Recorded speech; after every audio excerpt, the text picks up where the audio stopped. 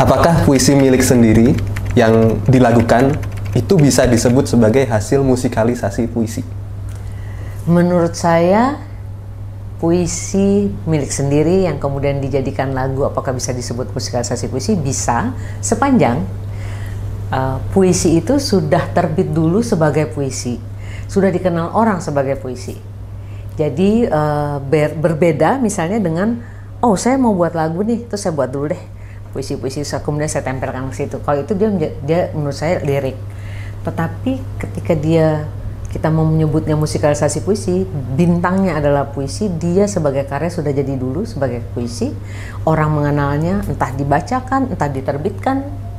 Nah, sesudah itu terasa alih wahananya gitu. Jadi dari sebuah bentuk yang sudah dikenal orang sebagai puisi, sebagai karya yang sudah ajak gitu, kemudian dia pindahkan menjadi musik, menjadi lagu yang bisa dinyanyikan.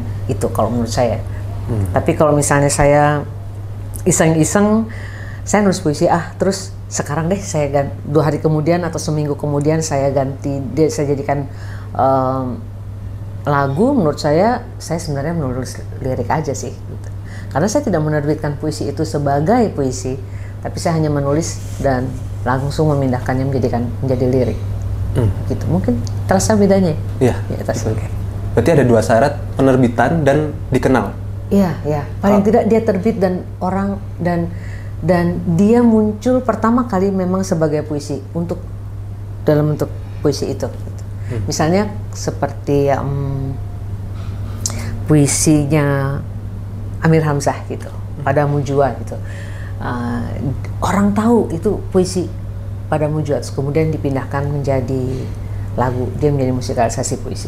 Kemudian misalnya puisinya Adimas Immanuel gitu, dia buku puisinya baru terbit atau dia baru munculkan di koran, kemudian saya tertarik dan saya menjadikannya lagu, itu musikalisasi puisi.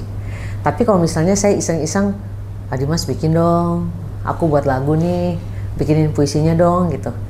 Mungkin itu bentuknya puisi, tapi ketika saya menjadikan lagu dia langsung menjadi lirik dan orang tidak tahu bahwa itu sebenarnya puisi karena dia tidak sempat muncul sebagai puisi.